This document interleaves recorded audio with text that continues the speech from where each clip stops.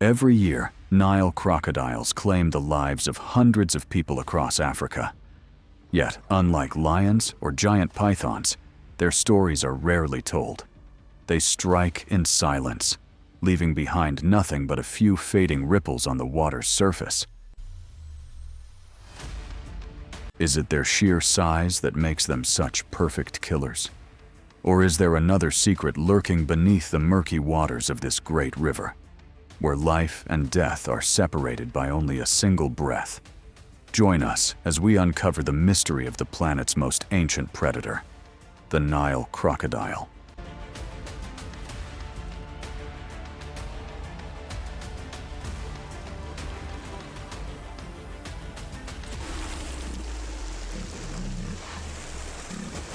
Nile Crocodile, the river of death.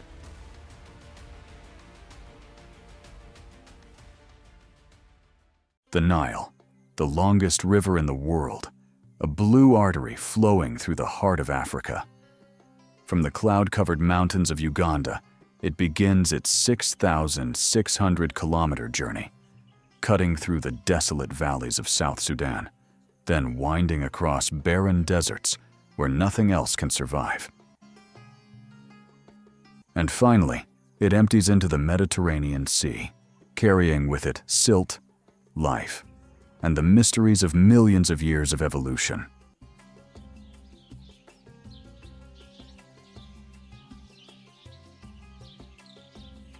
On these waters, humanity built its first empires: wheat, papyrus, even the pyramids. All were born from the river's blessings. It is a symbol of life, yet beneath its surface, death is always waiting. Here, every drop of water carries both salvation and danger. For those who live along its banks, the Nile is a friend, but also an enemy. Nowhere else on this planet is the line between life and death so fragile.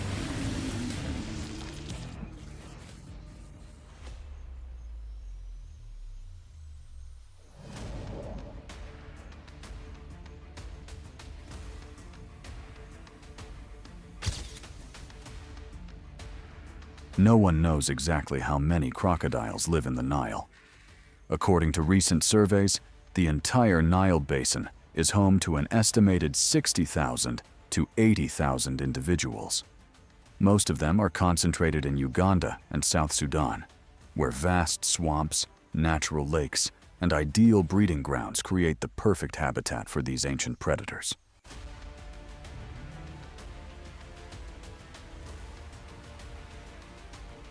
In Egypt, traces of Nile crocodiles can be found in almost every body of water: rivers, lakes, even man-made canals. They are the undisputed rulers of the food chain here.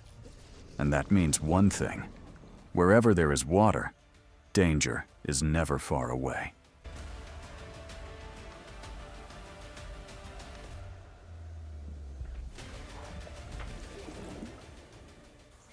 Among them, most are massive individuals.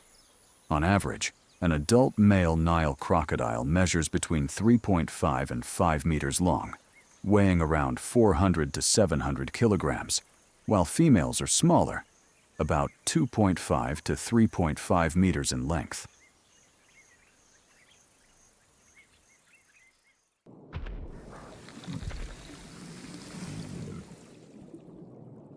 In the wild, they can live between 60 and 80 years, and in stable environments, some individuals may even surpass a century.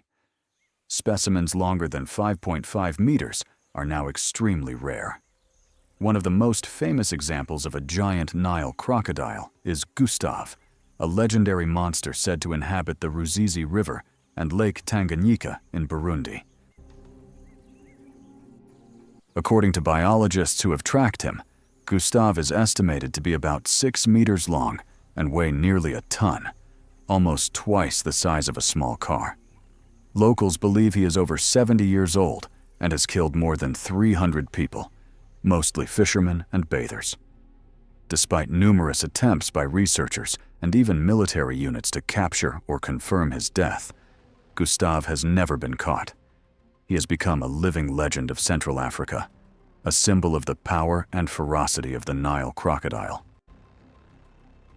With that size, the Nile crocodile ranks as the second largest reptile on the planet, second only to the saltwater crocodile.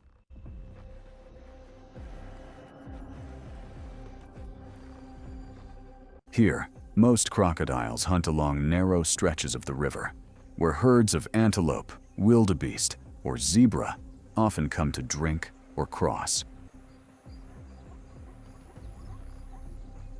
When a wildebeest lowers its head to drink, its fate is almost sealed. Beneath the murky water, the crocodile lies motionless, like a block of stone. With a slight push of its tail, it suddenly bursts from the surface.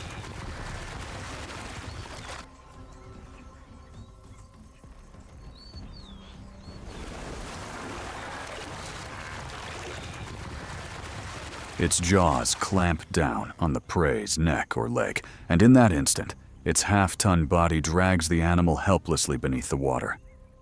The bite force of the Nile crocodile exceeds 3,700 pounds per square inch, the strongest in Africa, second only to the saltwater crocodile, the ruler of the tropical seas. But here, in the depths of the Nile, that power is more than enough to decide the fate of any creature that dares to enter the water. That's why it's known as the creature with the strongest bite on the African continent. Its strength can crush the bones of a grown buffalo or snap a human leg like a twig. For them, there is no such thing as escape. Once those jaws close, everything ends.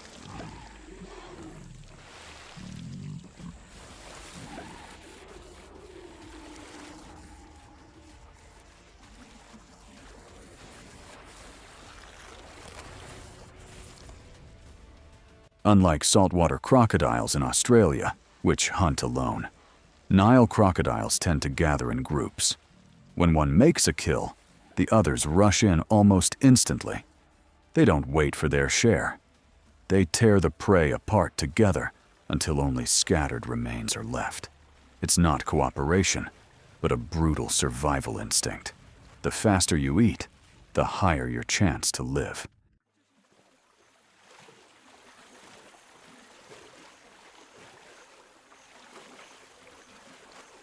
It's in those chaotic moments that the true nature of the Nile crocodile is revealed.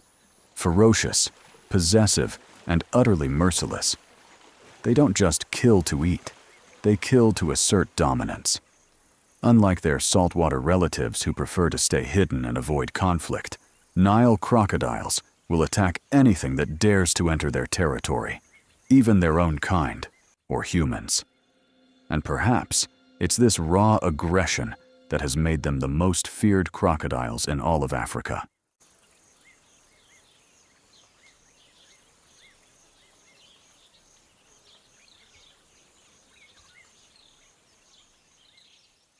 In Africa, hundreds of people go missing every year along the river branches of Uganda and Tanzania.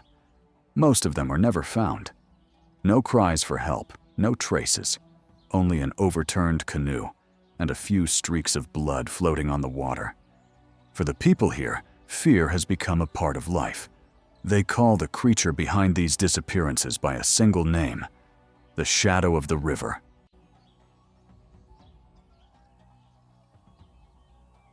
In the past, one of the most horrifying tragedies in Africa's wild history occurred in 1945, an event known as the Night of Terror on Tanganyika. At that time, World War II was nearing its end.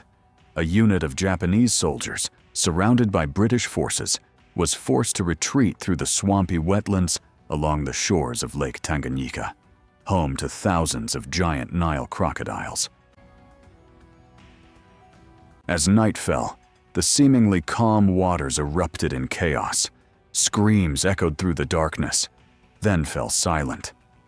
The crocodiles, driven into a frenzy by the scent of blood and the movement in the water, began their relentless attack.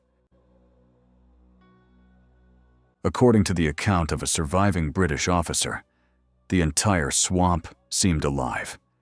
There were screams, splashes, then silence. A terrible silence. When dawn broke, the sight was unimaginable. Hundreds of soldiers lay scattered, most torn apart or completely vanished. It is estimated that over 300 men were killed in a single night, a catastrophe later recognized by the Guinness World Records as the deadliest animal attack in human history. The night of Tanganyika became a haunting symbol of the fragile line between human warfare and nature's primal brutality, a place where there were no victors, only silence, and a terror that still echoes to this day. Nearly 80 years have passed since that night. Yet even today, the attacks continue, no longer on battlefields, but in the daily lives of African communities. In Uganda, around the Lake Victoria region, the Nile crocodile remains a constant threat.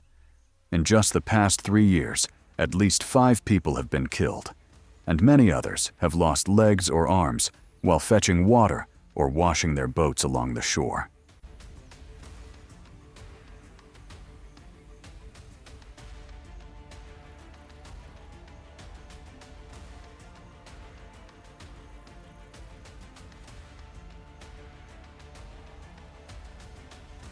Not just in Uganda, in the lower Rufiji River region, their population density ranks among the highest on the continent.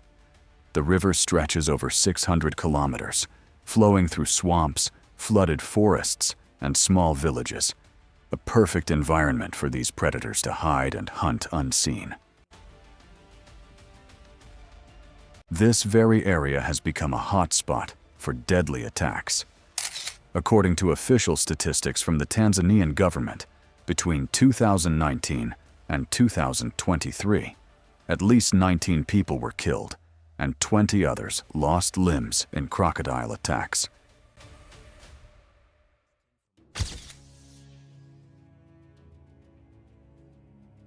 Most of the victims were fishermen and women washing clothes, people who must enter the water every day simply to survive.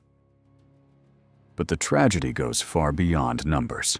In June 2025, a 48-year-old woman named Stella Beatrice Kokoi became the latest victim of the shadow of the river. She often went to the Arapu landing site every morning to set her fishing nets.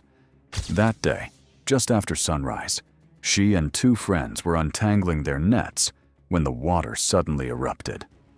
A massive crocodile lunged from the reeds, clamped its jaws around her, and dragged her under before anyone could react.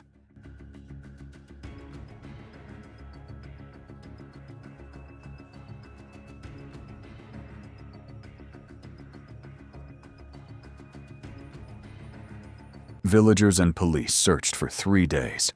On June 4th, they finally found part of Stella's remains tangled among the roots along the lake's edge.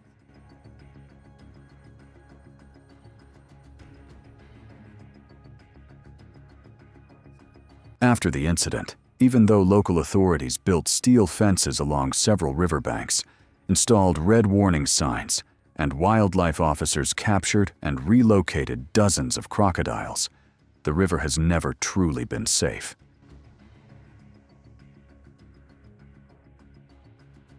But why? Even with fences, warning signs, and dozens of crocodiles relocated, do the attacks still happen every year? The real reason isn't carelessness. It's human dependence. The unbreakable bond between people and the river that sustains their every breath. In Africa, water isn't just for drinking. It's the only source of life. From bathing and cooking to fishing and farming, every aspect of survival is tied to the water's edge.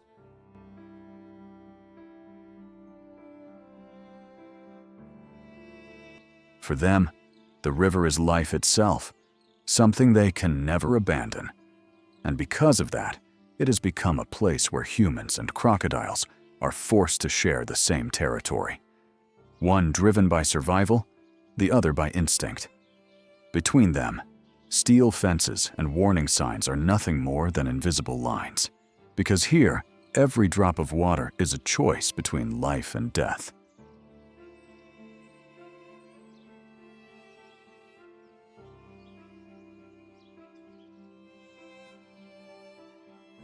This story isn't just about crocodiles. It's about the true relationship between humans and nature. The Nile crocodile is not a monster or a killer. It only does what nature has programmed it to do: hunt, defend, and survive. What's far more terrifying and thought-provoking is how humans are pushing ever deeper into their territory. When the water dries up, when farmland expands, when survival demands it, people must go down to the river. And to the crocodile, anything that enters its waters is prey. So the real question isn't, are crocodiles killers? It's, have we forgotten that we are merely guests in nature's world? If you've watched this far, you've probably felt that fragile line between life and death in the natural world. Tell me, what do you think about the Nile crocodile? Are they cold-blooded killers or victims of humanity's expansion into their home? Leave a comment below. I'd love to hear your thoughts.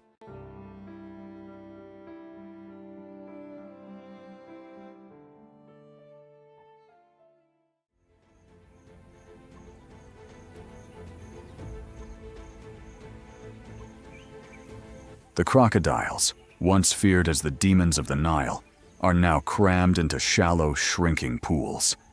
Their massive bodies lie exposed on the mud, jaws agape, gasping for air to release the heat. Jaws capable of crushing with 3,700 psi now snap at nothing, leaving only frustration behind. It is a paradox of nature. A creature once seen as the embodiment of absolute power, now struggling to survive in its own domain.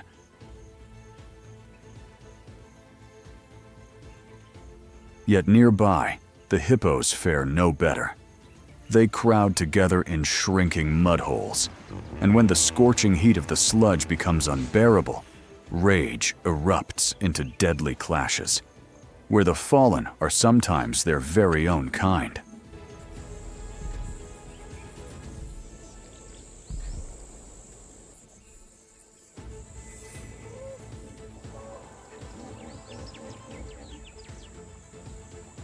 In the rainy months, the Nile crocodile is a flawless killing machine.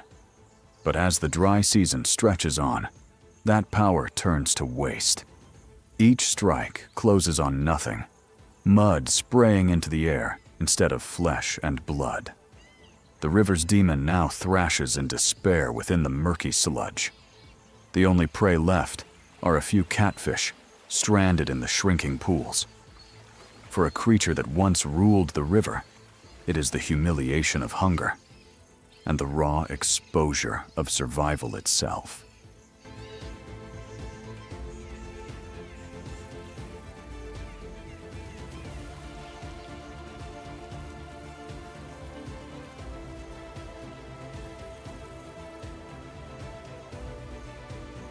And in the depths of starvation, it turns on its own kind. A cruel paradox. The river's demon, once the symbol of absolute power, now survives only by tearing apart its own kin.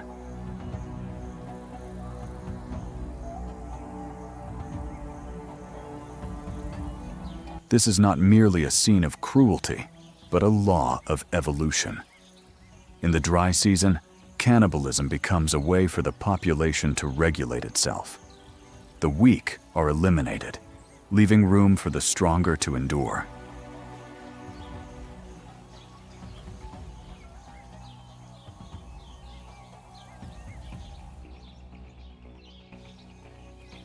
As the temperature rises higher and higher, a single shrinking pool becomes the prison of more than 30 hippos, crammed into a space barely enough for half their number.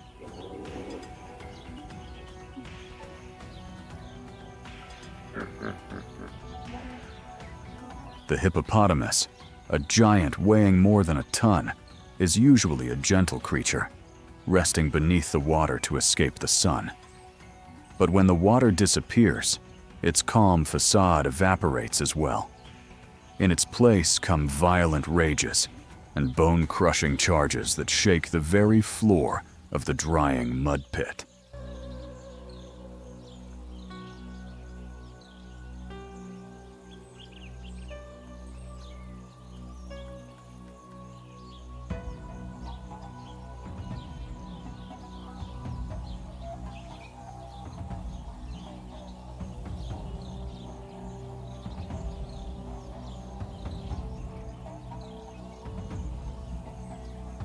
The cause is not just overcrowding. Unlike many other mammals, hippos have no sweat glands. Instead, they secrete a thick, reddish-orange fluid, often called blood sweat. This substance works as a natural sunscreen, an antibacterial shield, and a cooling layer for their skin. But as the pools dry up, this protection is no longer enough. Their skin begins to crack, their bodies fall into stress, and under the relentless heat, they grow unnaturally aggressive.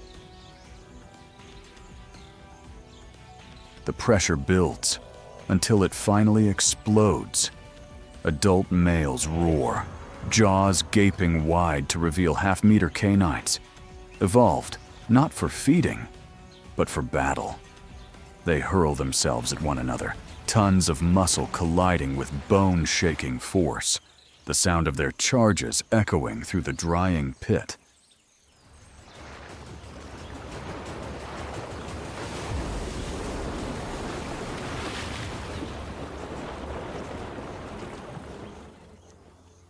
This is not a random fight. It erupts day after day in the dry season, a ruthless design of nature to ease the pressure on the population. Scientists call it an ecological balance mechanism. When water vanishes and food grows scarce, only the strongest individuals can survive. It may sound cruel, but without it, the entire herd could starve together, collapsing in the suffocating heat of the mud.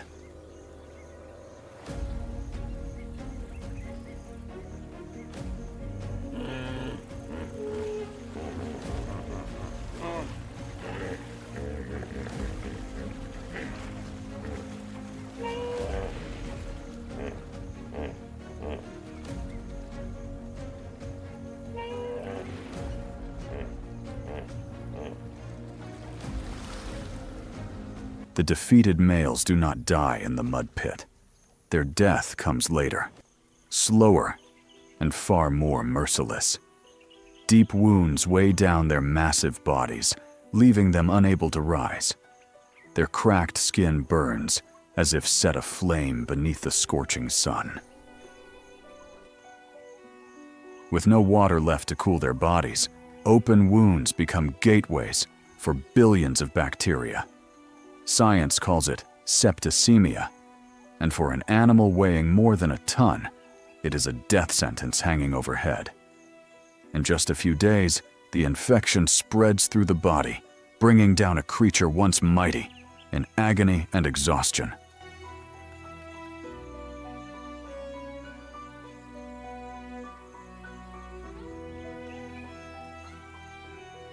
With no water left to cool their bodies, open wounds become gateways for billions of bacteria. Science calls it septicemia, and for an animal weighing more than a ton, it is a death sentence hanging overhead. In just a few days, the infection spreads through the body, bringing down a creature once mighty in agony and exhaustion.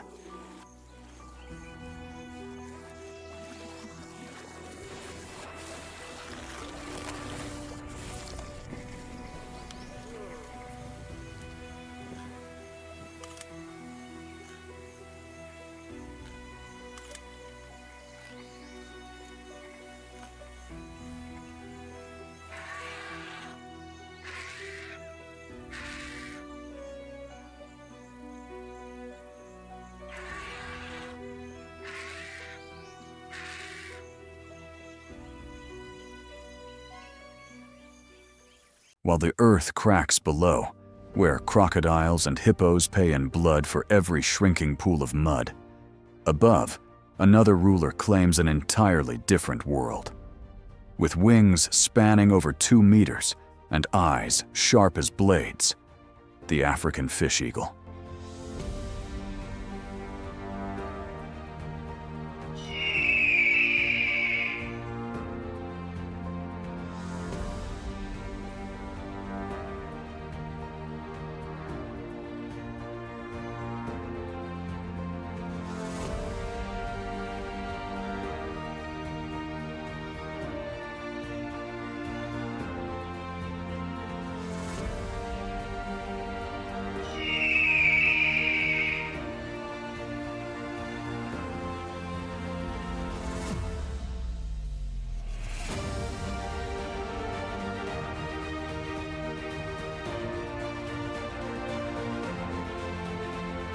Here, the African fish eagle stands as the proud symbol of Africa's great rivers.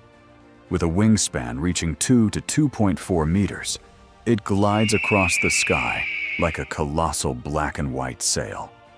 Its eyes are deadly weapons, able to pierce through the blinding sun and spot a fish breaking the surface from over a kilometer away.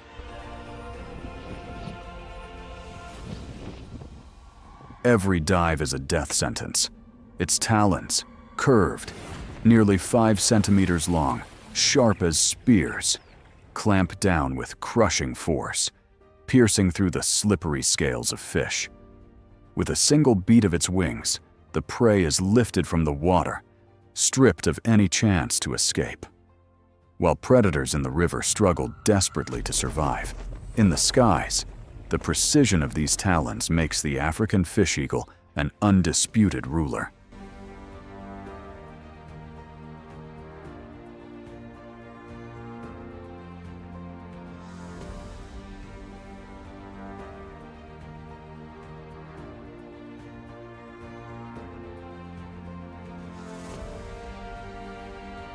As the waterholes shrink, fish are forced into shrinking pools, natural traps carved by the sky for a predator above.